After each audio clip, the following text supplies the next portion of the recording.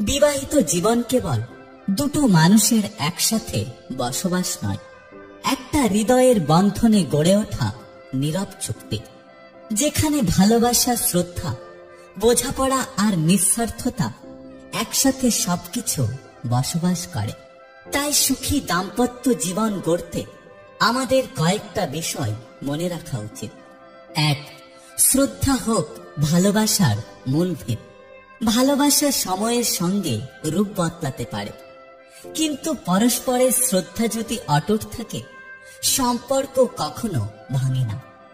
যখন আপনি সঙ্গীর মতামত, সঙ্গীর পছন্দ কিংবা তার দৃষ্টিভঙ্গিকে গুরুত্ব দেন, তখন সে বুঝতে পারে সে আপনার কাছে কতটা গুরুত্বপূর্ণ। 2. কথা বলুন, কিন্তু সঙ্গীর কথা শুনতে শিখুন। অনেক সময় সম্পর্ক ভেঙে যায় শুধুমাত্র যোগাযোগের অভাবে। প্রতিদিন অন্তত কিছু সময় একে অপরের কথা শুনুন। শুধু সমস্যার কথা নয়, বরং